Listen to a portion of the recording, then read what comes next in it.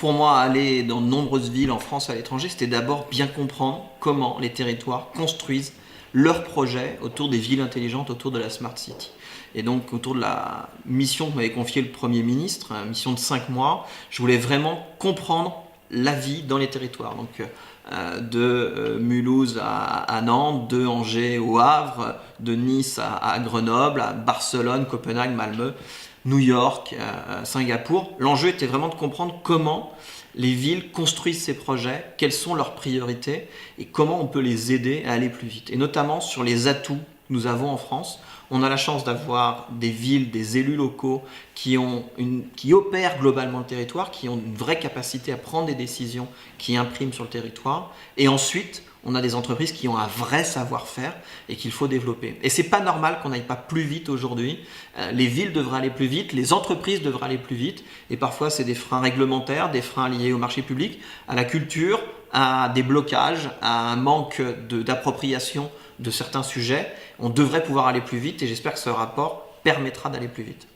Alors, on ne va pas rentrer dans le système des classements de la meilleure Smart City, mais est-ce que vous pouvez citer des exemples d'améliorations qui tendent justement vers cette Smart City dans différentes villes, soit en France ou à l'étranger? Alors, il y a des choses qui sont très impressionnantes. Par exemple, Dassault Systèmes, entreprise française, aujourd'hui a totalement modélisé la ville de Singapour. Ça leur permet aujourd'hui de faire des choix qui soient des choix en pleine connaissance de cause et qui savent et qui permettent de savoir exactement comment les projets vont se construire.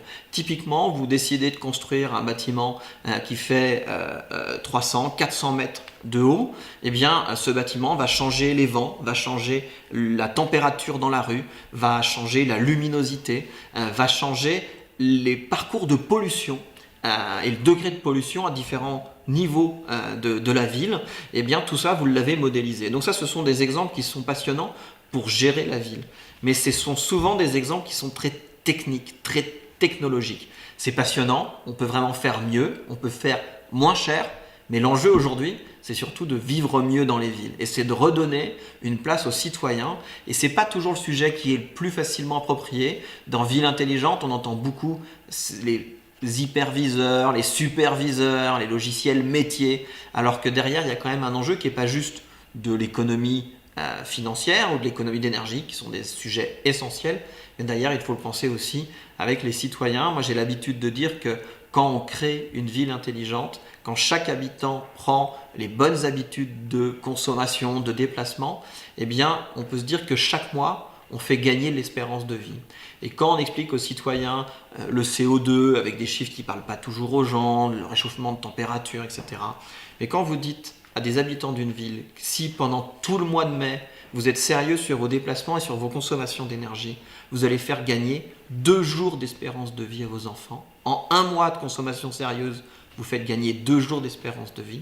Eh bien, vous avez capacité à mobiliser des personnes sur un territoire, à leur donner une vraie raison d'avancer vers la ville des intelligences, parce que les citoyens ont autant d'intelligence que les grandes entreprises, que les villes, que les logiciels. Et donc, toutes ces intelligences, c'est ce qui devra construire la Smart City de demain.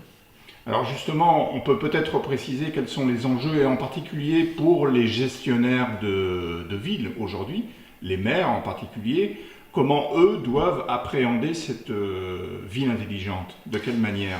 Alors le rapport a 24 propositions très concrètes, très techniques, d'accompagnement, soit juridique, soit sur des outils, 24 propositions. Mais avant 24 propositions, j'ai souhaité qu'il y ait 3 principes directeurs, qui sont 3 principes essentiels et qui s'appliquent à tous ces principes directeurs. Le premier, c'est celui de la gouvernance. Les territoires, les projets de Smart City, ça ne doit pas juste dépendre d'un service technique, d'un service économique ou d'une petite cellule. Ça doit être un projet gouverné, décidé par, moi je le dis très clairement, évidemment les élus et l'administration territoriale, mais ce sont aussi les entreprises, les universitaires et les chercheurs et les citoyens. Donc une vraie gouvernance, premier principe directeur.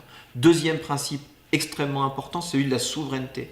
S'assurer, ce n'est pas toujours le cas aujourd'hui, que quand on choisit des solutions logicielles, des solutions métiers ou des applis sur les téléphones des habitants de nos territoires, eh bien, il faut s'assurer qu'il y ait réellement pour l'ensemble de ces solutions techniques, une souveraineté, une appropriation, où à un moment on n'est pas totalement dépendant d'une grande entreprise, qu'elle soit française, américaine ou même d'une start-up, et que ce soit bien les élus locaux qui prennent les décisions.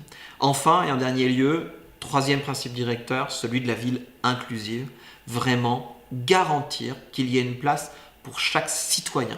Et je dis citoyen, pas habitant, pas usager, c'est vraiment qu'il puisse participer. Ça veut dire que la ville numérique de demain, qui sera faite de données, de capteurs, de beaucoup d'applis autour de nos téléphones ou de nos tablettes, eh bien, ça ne doit pas exclure une partie de la population. Je pense à ceux qui sont le moins habitués. On a 16% de Français, 16% de Français qui ne maîtrisent pas suffisamment correctement la lecture et l'écriture pour pouvoir vivre dans cette ville-là. Donc il faut leur donner des outils, des moyens. Et puis cette ville, elle doit permettre une vraie expression de la citoyenneté. J'ai été assez impressionné par une ville comme Rennes lorsqu'elle décide de laisser 5% de son budget d'investissement, 3,5 millions d'euros tous les ans, en décision par les citoyens. Ce n'est pas une codécision, c'est sur le vote des citoyens.